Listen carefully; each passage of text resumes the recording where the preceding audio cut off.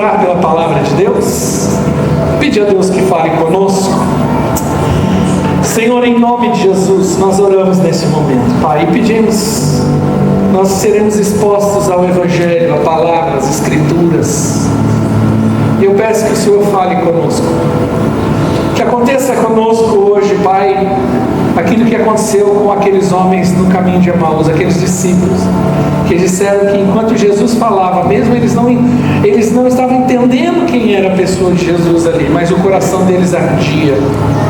Que o nosso coração arda hoje, que o nosso coração pegue fogo hoje, Pai, quando nós fomos expostos às Escrituras Sagradas. Que o Espírito do Senhor de revelação venha sobre a igreja hoje e abra os olhos do entendimento, trazendo clareza, e que a voz do Senhor, Pai, ecoe em nossos corações hoje. Que tudo aquilo que resiste à Tua palavra caia por terra agora em nome de Jesus, e que o Espírito do Senhor, Pai, venha convencer cada coração aqui em nome de Jesus. Amém. Abra a tua Bíblia no livro de Efésios, capítulo 1, versículos 15 em diante. É importante que você abra a sua Bíblia, que você traga ou abra no seu aplicativo ou a sua Bíblia física, mas é importante que todos possamos ler. Só fazendo uma breve recapitulação, nós estamos hoje no quarto episódio, eu vou usar essa expressão que é muito atual, né? Para quem assiste série. Nós estamos hoje no quarto episódio da série Andando com Jesus nas Regiões Celestiais. Estamos aqui expondo o livro de Efésios, fazendo uma exposição, ou seja, lendo o livro de Efésios, e desde o versículo 1 nós estamos ali estudando versículo a versículo, estrutura por estrutura, e nós até agora, nos 3 primeiras semanas, nós falamos até o versículo 14, aonde Paulo fala das bênçãos espirituais. E se você não assistiu ou não teve a oportunidade de ouvir essas mensagens, elas estão no nosso canal do YouTube da Comunidade de Teleiros. Mas hoje nós vamos dar continuidade, e lembrando que Paulo vem a partir do versículo 3 em diante, e ele fala: bendito Deus Pai que nos abençoa com toda sorte de bênçãos nas regiões celestiais, e ele começa a enumerar quais são as bênçãos, e ali quase que não tem uma pausa, Paulo expõe ali de uma forma poderosa, e no versículo 15 ele começa dizendo: por essa razão, por conta do que ele vinha falando antes, por essa razão, desde que ouvir falar da fé de você e que vocês têm no Senhor Jesus e do amor que demonstra para com todos os santos, não deixo de dar graças por vocês, mencionando em minhas orações. Peço que Deus, o nosso Senhor Jesus Cristo, o glorioso Pai, lhes dê espírito de sabedoria e de revelação no pleno conhecimento dele. Oro também para que os olhos do coração de vocês sejam iluminados, a fim de que conheçam a esperança do qual ele chamou, as riquezas da gloriosa herança dele nos santos, e a incomparável grandeza do seu poder para conosco, o que cremos, conforme a atuação da sua poderosa força. Esse poder ele exerceu em Cristo, ressuscitando dos mortos, fazendo-se assentar à sua direita nas regiões celestiais, e muito acima de todo governo, autoridade, poder, domínio, e de todo nome que possa mencionar, não apenas nessa era, mas também na de há de vir. Deus colocou todas as coisas debaixo dos seus pés e designou cabeça de todas as coisas para a igreja, que é o seu corpo, a plenitude daquele que enche todas as coisas em toda e qualquer circunstância. Entre os versos 3 a 14, no grego original, você não tem vírgula e nem ponto, é um texto só. É como se o coração de Paulo começasse a derramar ali, falando das bênçãos, né, nas regiões celestiais, e ele começa a enumerar essas bênçãos, ele começa a falar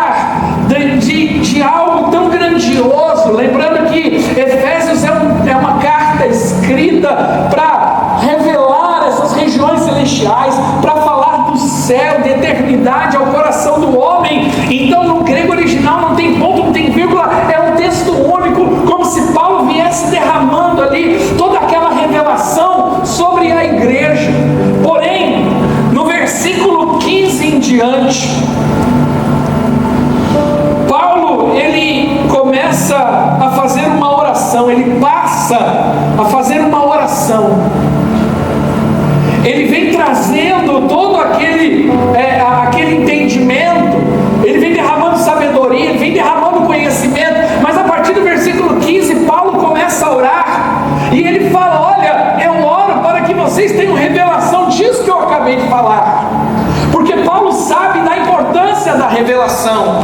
Ele sabe que em nossa natureza nós temos limitações e nós não conseguimos compreender e ter clareza do que diz respeito às coisas das regiões celestiais, das coisas a repartir de Deus. Então ele fala: olha, eu oro para que vocês tenham revelação. E aí ele começa a fazer uma oração. Por quê? Porque ele entende que a vida cristã, ela não é sustentada apenas por informação. A ideia do culto, a ideia da célula, a ideia do discipulado, a ideia de nós estarmos aqui na escola bíblica não é passar informação apenas, porque vida cristã não é sustentada por informação, mas ela é sustentada por revelação. E nós vamos entender hoje por que tem crente que ele flui mais ou outro que flui menos, e porque tem pessoas que aparentemente elas conseguem fluir muito mais em certos aspectos e outras não, se o conhecimento é o mesmo, mas a questão é a revelação que ela tem desse conhecimento. Então Paulo, ele dá agora um valor para isso, e ele começa justamente a dizer, porque ele sabe que todas as bênçãos que foram descritas do versículo 3 a 14, ela só pode ser desfrutada por quem tem revelação dessas bênçãos. Então ele começa a tratar isso e fazer essa oração. Por isso que no versículo 15, voltamos lá e vamos ler o texto, ele diz assim: por essa razão, desde que eu ouvi falar da fé que vocês têm no Senhor Jesus Cristo e do amor que demonstram para com todos os santos. É interessante que ele começa a falar sobre essa revelação, ele ora a respeito disso, mas ele começa esse texto falando sobre dois fundamentos necessários para que possamos viver a vida abundante do Senhor. Ele fala: eu estou ouvindo a respeito da fé que vocês têm e do amor que vocês têm por todos os santos. Nós precisamos entender que tudo que Deus faz em nossas vidas, Ele opera por meio de dois ingredientes fundamentais: fé e amor. A Bíblia diz que sem fé é impossível amar a Deus, ou ouvir a Deus, ou agradar a Deus. A fé é um componente fundamental para que possamos viver essa relação com Deus. Não é uma questão de conhecimento, não é uma questão de entendimento normal, mas é uma fé proveniente de uma ação sobrenatural de Deus. Mas também sem o amor não tem como a fé fluir. A fé, ela é a mão invisível que traz as coisas do sobrenatural. Lembra que ele falou? As bênçãos são nas regiões celestiais. A fé, ela é a mão que acessa essas regiões celestiais e traz para a nossa vida. Por isso que a palavra fé e crer, ela tem a ideia de algo que você toma. Eu trouxe isso lá na primeira mensagem, que lembro disso. A fé, a palavra fé, que é pistis, ali no original no grego, que é a mesma palavra para crer. É como se eu tomasse para mim, é como se eu arrebatasse e dissesse: é meu. É como se eu pegasse com toda a minha força. Então ele fala: olha, você só vai vivenciar, desfrutar dessas bênçãos se você tiver fé. Ele fala: eu estou vendo a fé de vocês. Chegou aos meus ouvidos a respeito da fé de vocês. Um diferencial da igreja de Éfeso, e todo mundo lembra que Éfeso era uma cidade grande, uma cidade idólatra, que vivia em função ali de um templo daquela deusa chamada Artemis ou Diana, e a cidade era uma cidade completamente idólatra e voltada para essa idolatria, mas Deus está trazendo um avivamento poderoso naquela cidade. Pessoas estavam se convertendo e a fé daquelas pessoas era uma fé pujante em meio a tanta idolatria. E ele falou: eu vejo. A fé é aquilo que eu acesso, porém, ele fala assim: eu vejo. Eu ouvi falar da fé, mas ele falou assim: algo me chamou a atenção, do amor que você tem para com os irmãos, para com os santos. O que chamou a atenção de Paulo foi que não foi somente a fé, mas foi o amor que aquela igreja demonstrou ali naquela cidade, principalmente entre eles. Por quê? Porque o amor, ele é o trilho, ele é o caminho que pavimenta a fé de fluir. Às vezes nós temos que tomar cuidado, porque às vezes nos tornamos uma igreja cheia de fé, mas que não demonstra amor. Fé para viver o sobrenatural, fé para falar para manifestar dons, fé para rodopiar, fé para orar pelos enfermos, mas quando é em relação ao amor, aí a gente começa a ter restrições. O amor é o trilho, o amor é o que pavimenta para a fé fluir. Você pode declarar que tem fé, mas se não tem paciência, compaixão, benignidade, sua fé não vai produzir frutos. Que adianta falar que eu tenho fé, mas eu odeio meu irmão? Que adianta eu falar que eu tenho fé, mas eu não tenho paciência com os outros? Eu não consigo ficar no mesmo ambiente que certas pessoas. E isso é muito comum no nosso meio às vezes. Quando eu falo nosso meio, eu não estou falando aqui especificamente, eu estou falando no geral. Se você quer revelação, Paulo está dizendo: encha o seu coração de fé e amor. O amor tudo suporta, tudo crê, tudo espera.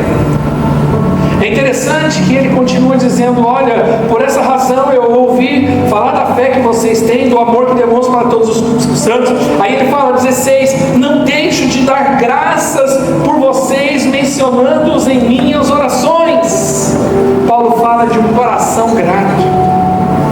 Paulo diz: olha, eu não cesso de dar graças por vocês. E isso impressiona, sabe por quê? Porque Paulo sabia dos defeitos e das debilidades daquela igreja. Eu gosto de usar, porque Paulo ele começa usando essa mesma expressão, escrevendo ao livro de Corinto. Quando ele começa o livro de Corinto, lá aos Coríntios, ele começa agradecendo pela vida daquele povo. Mas vamos lembrar que a igreja de Corinto era uma igreja problemática. Era uma igreja cheia de dificuldade, cheia de pecado. Uma igreja onde as pessoas ficavam bêbadas na ceia, o rapaz dormia com a madrasta. Era uma igreja cheia de confusão, de divisão, de imoralidade. E Paulo ele começa dizendo: olha, eu dou graças a Deus pela vida de vocês. Você acha que ele não sabia o defeito daquele povo? Você acha que ele não sabia para quem que ele estava escrevendo? Que nas orações deles ele não lembrava daqueles que são difíceis ou complicados, vamos dizer assim. Mas sabe, Paulo ele escolhia ver a graça de Deus nas pessoas. Paulo ele começa a dar ênfase às partes positivas, e eu confesso a vocês que quando eu comecei a estudar a respeito disso e olhar os comentários bíblicos, e assim que a mensagem é formada, eu começo a estudar os comentários bíblicos, eu confesso a você que dessa semana foi onde o Senhor tratou comigo. Porque às vezes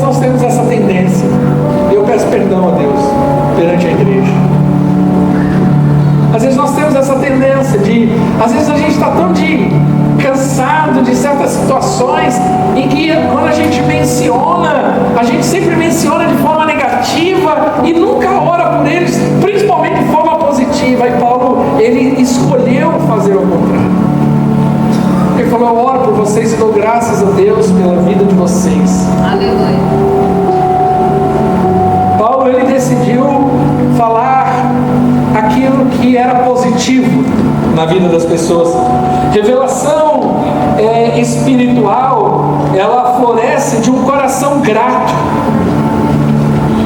e não de um coração que vive criticando, apontando defeitos, porque isso temos. Tem algum anjo aí do seu lado? Sim ou não?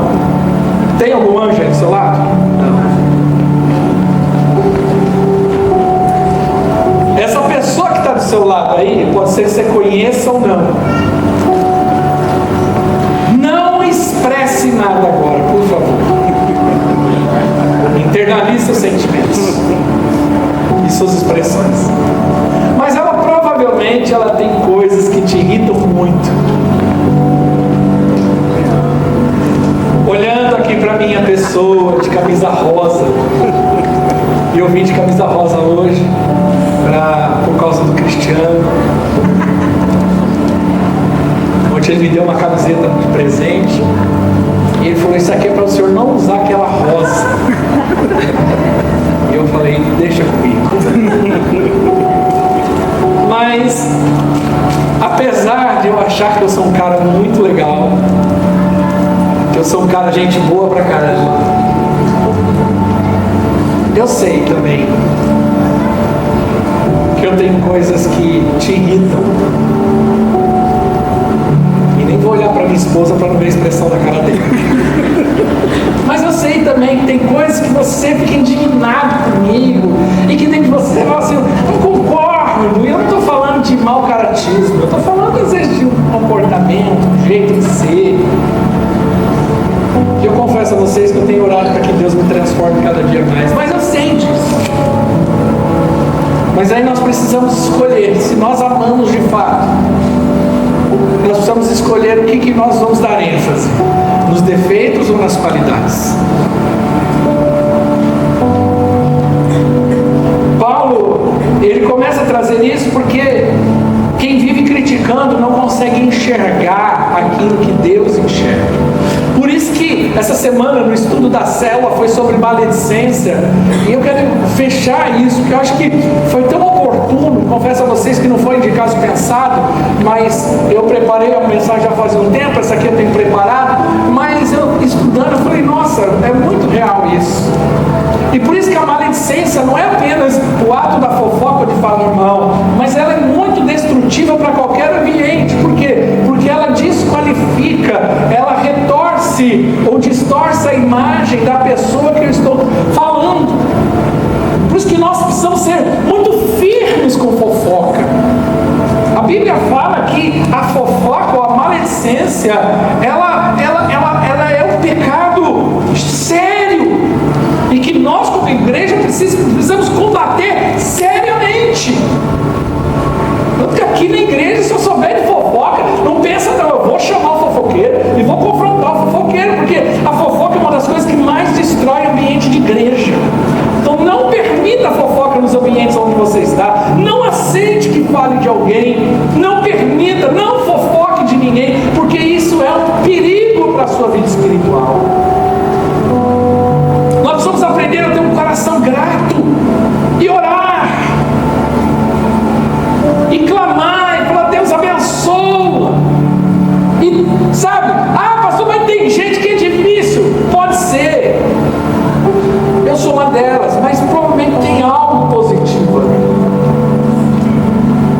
Se você quer desenvolver relacionamento a longo prazo, você precisa aprender a fazer esse exercício. Você precisa o tempo todo estar falando: não, mas isso aqui é legal, isso aqui é importante. Quem está entendendo, diga amém.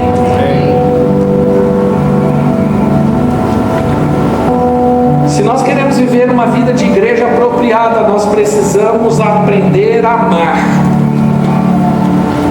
E o amor tudo suporta, tudo crê, tudo espera. Mas aí Paulo continua dizendo: olha,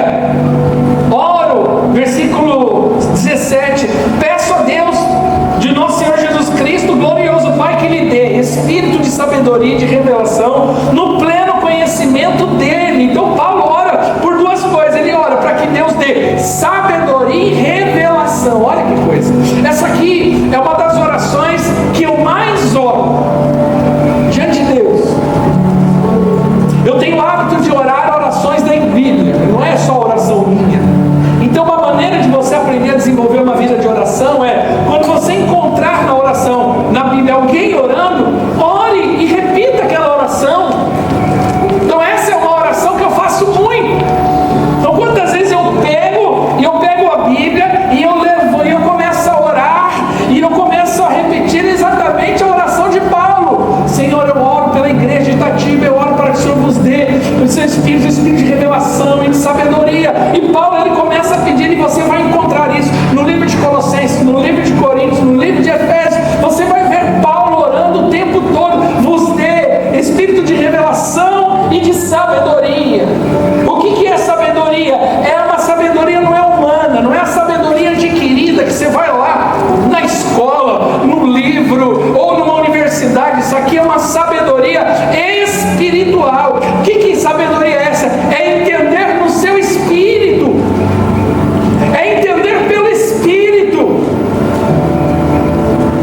é uma clareza e um entendimento que Deus traz para nós no espírito.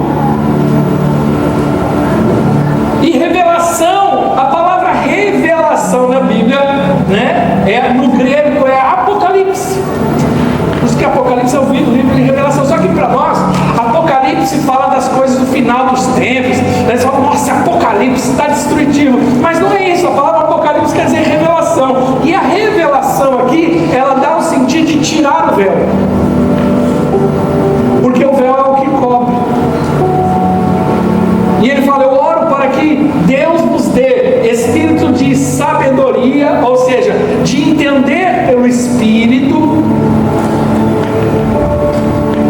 E Deus traz revelação, Ele tira uma cegueira dos nossos olhos, Ele remove o véu. E aí eu passo a enxergar como eu não enxergava antes. Quem está entendendo, diga amém. Esse conhecimento, ele não é um conhecimento mental, mas é um conhecimento espiritual. Nós vamos ver expressões, exemplo, Jesus lá falando, e Jesus conhecendo o seu espírito. Jesus estava num lugar, mas ele fala assim, Jesus sabia o que estava passando dentro do coração das pessoas. O que é isso? É conhecimento espiritual. É o conhecimento que você tem da parte do Senhor, que Deus traz uma revelação a respeito, às vezes, de ambientes e de circunstâncias, que você fala assim, você percebe dentro de você algo que ninguém está vendo, mas eu estou vendo. Mas não é ver com os olhos naturais, é ver no Espírito. Você discerne isso. Por isso que a Bíblia fala que é para a gente andar no Espírito.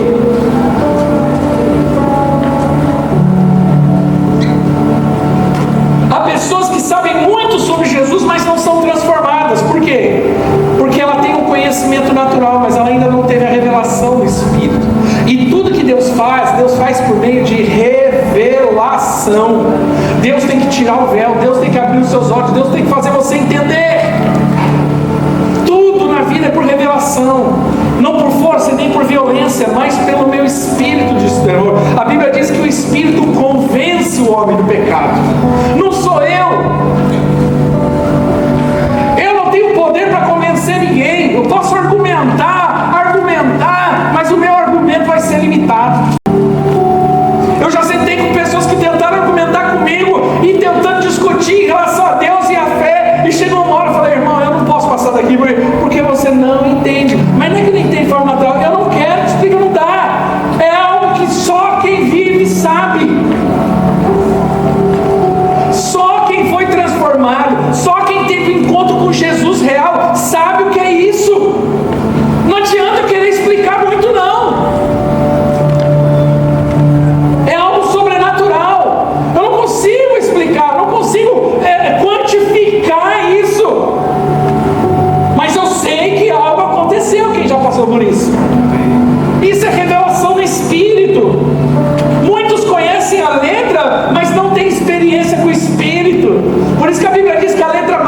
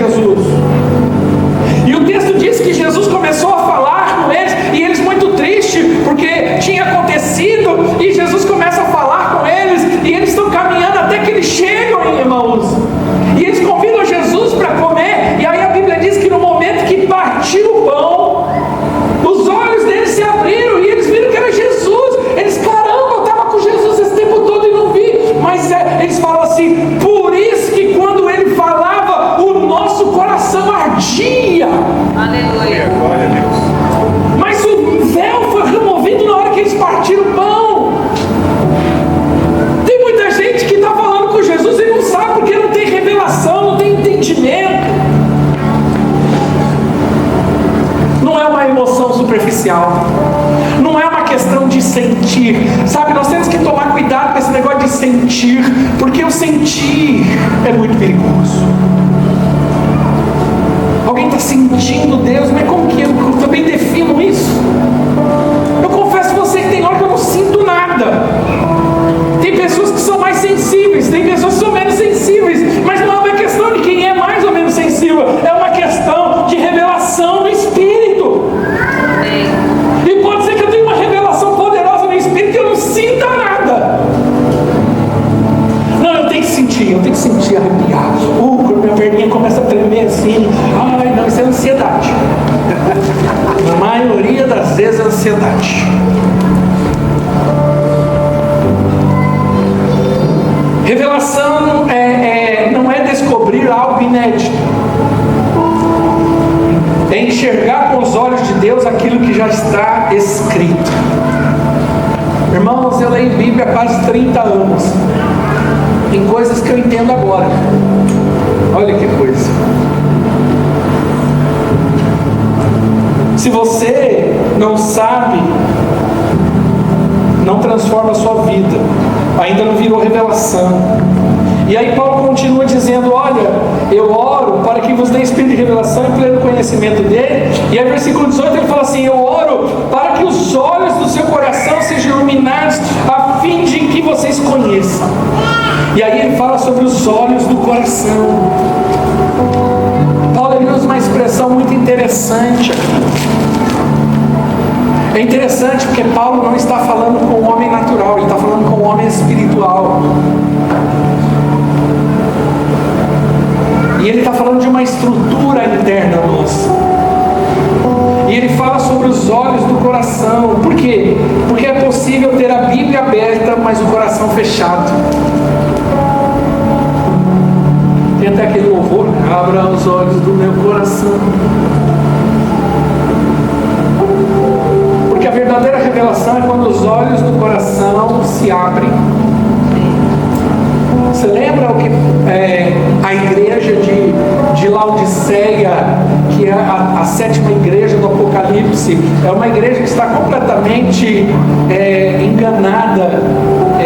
E aí Jesus vem e fala, olha, vocês são arrogantes, vocês são soberbos, vocês acham que são alguma coisa, vocês não são nada, e eu oriento que vocês comprem colírio para que seus olhos vejam. O colírio é para tratar cegueira, para tratar dificuldade de visão. É justamente isso que Paulo está dizendo. Abra os olhos, enxergue direito. Você quer ver que interessante? Abre comigo Atos 26, 18. Volta um pouquinho, fica aí com a sua Bíblia aí. Mas abre Atos, olha a expressão aqui que Paulo usa. Atos 26, 18. É importante que você leia.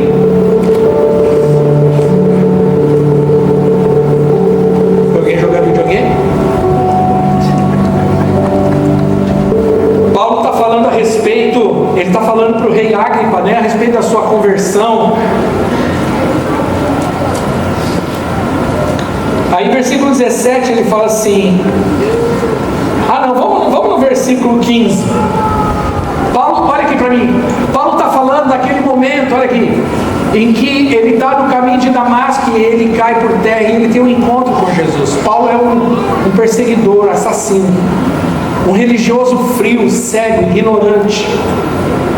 E aí ele tem um encontro com Jesus. Olha o que Jesus, ele fala o que Jesus falou para ele ali. Versículo 15, ele fala assim, olha, então perguntei, quem és tu, Senhor? Respondeu o Senhor, sou Jesus a quem você está perseguindo. Agora levante-se, fique em pé. Eu lhe apareci para constituir o servo testemunha do que você viu a meu respeito e do que lhe mostrarei. Eu livrarei do seu próprio povo e dos gentios, ao quais eu envio, para abrir-lhes os olhos e convertê-los das trevas para a luz, do poder de Satanás para Deus, a fim de que recebam o perdão dos pecados, a herança entre os santificados pela fé em mim. Olha que ali, olha aqui para mim, Paulo recebe o seu propósito. Jesus falando, eu estou te constituindo para que você pregue, e quando você pregar, as pessoas terão seus olhos abertos.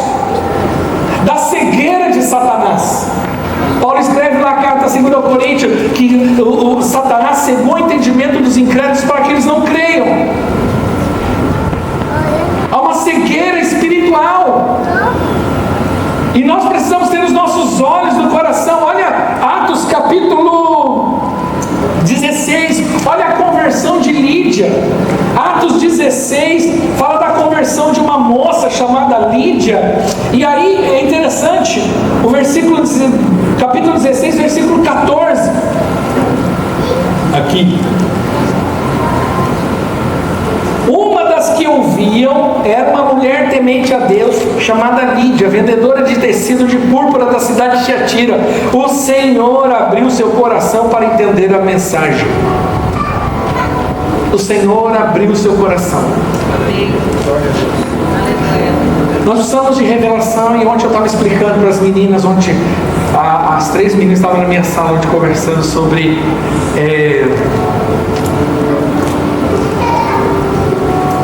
calvinismo e essas coisinhas. E eu estava falando sobre a soberania de Deus, e eu estava explicando para elas ontem ali, elas entraram e falaram assim: você só consegue ter vontade de Deus se Deus produzir em você a vontade dele. Você sabe por que você está aqui? Porque em um momento Deus colocou dentro de você uma vontade por Ele. Porque se dependesse de mim, de você, nós não estaríamos aqui. Nós estaremos em outro lugar, fazendo outras coisas. Por isso que nós, quando evangelizamos, quando nós oramos, nós temos que evangelizar e orar para que Deus abra os olhos. Ontem aqui, quando as crianças estavam aqui de joelhos, no momento de oração, e a pastora chamou aqui para orar, e eu estava orando por aquelas crianças, a minha oração: Senhor, abre os olhos, para que eles enxerguem, abre os ouvidos, para que eles ouçam a voz do Senhor, o chamado e a vocação deles. Eu não tenho poder de mudar ninguém, a igreja não tem poder, célula nenhuma tem poder de mudar alguém, discipulado algum tem poder de mudar alguém, mentoria muito menos. O que muda é o Senhor. Aleluia. Pastor, então para que tudo isso? Nós somos canais do Senhor. Você é um instrumento, você é um canal de Deus.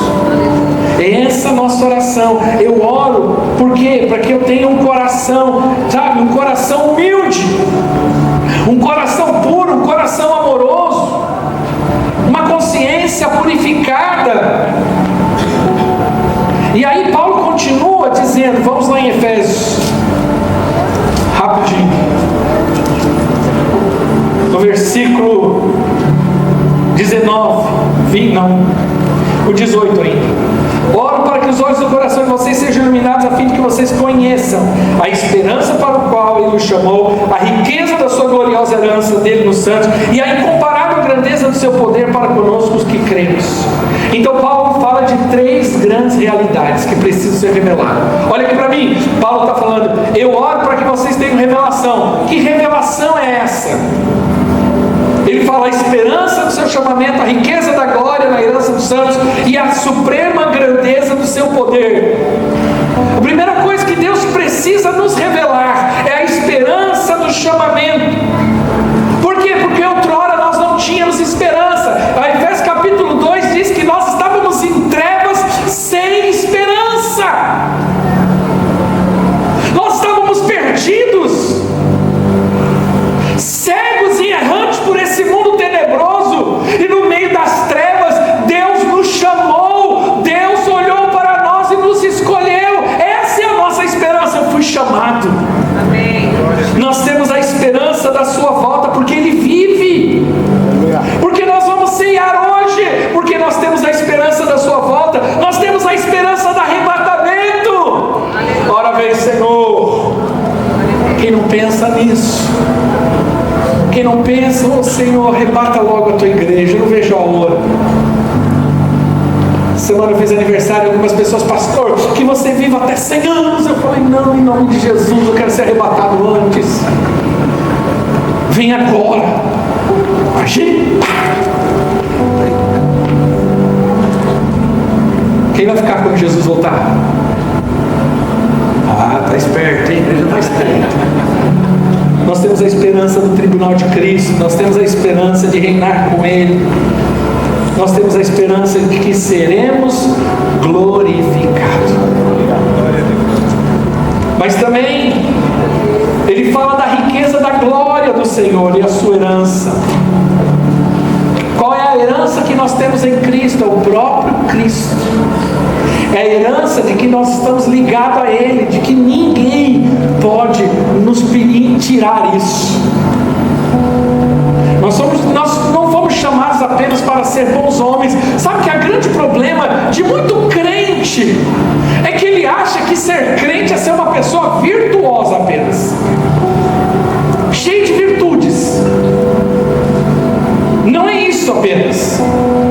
Nós não fomos chamados apenas para sermos bons homens, nós somos chamados para viver a vida dele em nós, e por meio dessa vida nós expressarmos a Cristo. Nós somos unidos a Ele. Virtudes humanas não são suficientes para nós. Nós somos chamados para ter virtudes divinas. Amém. E quando eu falo de amor, de humildade, de paciência, eu não estou falando de algo natural. Eu estou falando de uma virtude que vem do Espírito Santo. Não é o amor comum, não é a humildade comum, mas é o amor que vem do Espírito Santo. Porque só esse amor que me capacita a amar as pessoas. Amém. O amor que é em mim natural tem limite. É fato. Mas o amor de Deus não. A minha paciência natural tem limite. Mas a paciência do Espírito não. Ela é longânima. E aí ele fala da suprema grandeza do seu poder. Paulo fala: eu oro para que vocês entendam. E olha aqui para mim. Nós precisamos experimentar do poder de Deus. Aleluia. É o mesmo poder que ressuscitou Jesus dos mortos. É o poder que opera em nós e por meio de nós. Por isso que Jesus falou: eis que vos dou poder.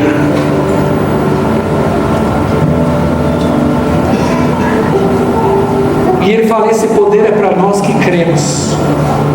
É o mesmo poder que ele deu à igreja. Olha o versículo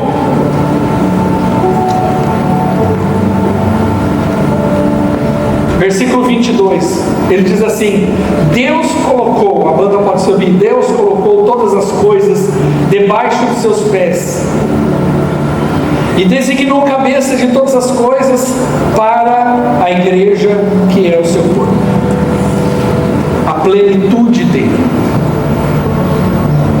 Olha aqui para mim, preste muita atenção. Jesus recebe todo o poder. Ele se torna o cabeça da igreja, que é o seu corpo.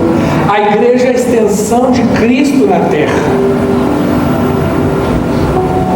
E sobre a igreja, ele deu poder para a igreja operar no sobrenatural. Por isso que lá na célula, irmão, seja quem você for, Jesus falou: em meu nome vocês imporão as mãos sobre os enfermos e eles serão curados. Aleluia. Ele não falou no seu nome, no seu RG, no seu CPF, nem na sua santidade. Ele falou: em meu nome.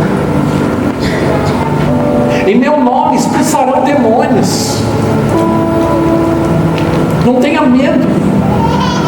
Não tenha receio de ser usado por Deus. Nós precisamos dar ênfase ao poder de Deus, e às vezes a gente não está dando essa ênfase necessária. Nós cremos nisso, nós sabemos disso, mas às vezes não nos utilizamos disso. Não é por força e nem é pelo Espírito do Senhor, é pelo poder do Senhor. Se eu estou aqui em cima pregando, não é por uma capacidade humana, é pelo poder do Espírito. Se você lidera algum ministério, alguma célula, é pelo poder do Espírito. Ele é o cabeça, mas ele deu à igreja toda a autoridade. Então, querido, revelação, ela não é um luxo espiritual de alguns. Ela é uma necessidade vital. A revelação é como se Deus estivesse tirando a cegueira. Então, deixa eu tentar mostrar aqui que toda a sua prosperidade, e quando eu falo prosperidade, prosperidade, eu não estou falando de dinheiro, estou falando de vida. Todo o seu sucesso, vou usar um linguajar mais atualizado, ele não depende do seu conhecimento, ele depende do tamanho da sua revelação. Você vai até onde a revelação que você tem permite. Você entende?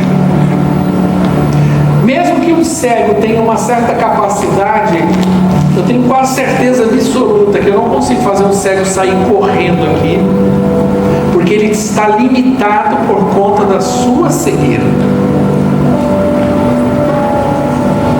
Mas quando eu vejo, eu tenho capacidade de correr sem esbarrar em nada, e eu vou muito mais longe, muito mais rápido.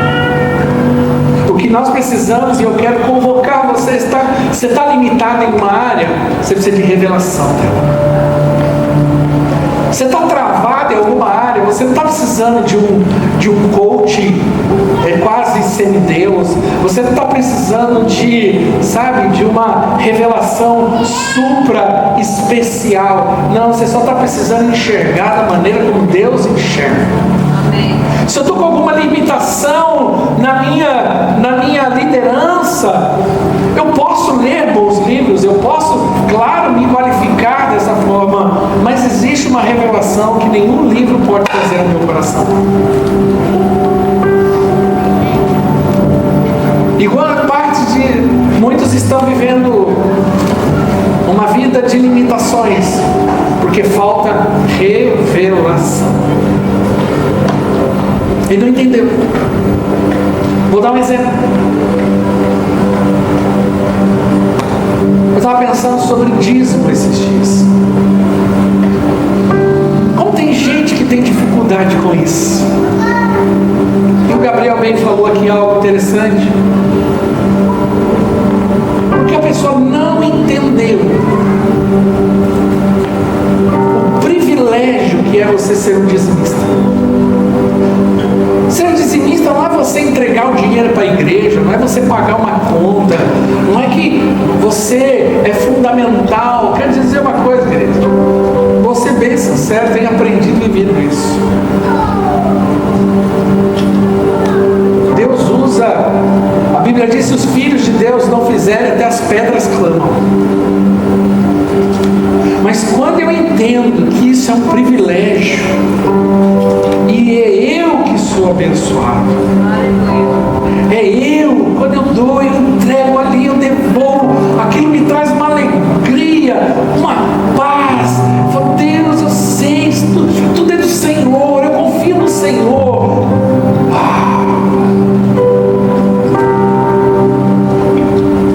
Então falta revelação, e a minha oração é que Deus traga revelação.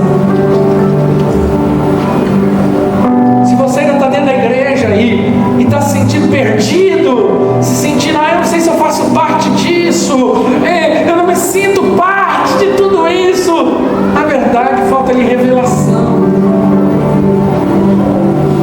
Se você tem se sentido perdido na sua vida, com crise existencial, mesmo diante de tanta exposição bíblica, falta ali revelação. Se você está com dificuldade no seu casamento e o divórcio tem sido uma opção dentro do seu casamento, é porque você não teve a revelação do que é viver em aliança. Falta-nos revelação do que é viver em aliança. Eu estou preparando um estudo para a igreja, para as células nos próximos meses. Um livro que eu estou lendo, e esse livro descortinou minha cabeça sobre ser membro de igreja. Nós só entendemos o que é ser membro de igreja. Você sabe que eu sou pastor há 20 e poucos anos, mas diante de Deus eu falo isso.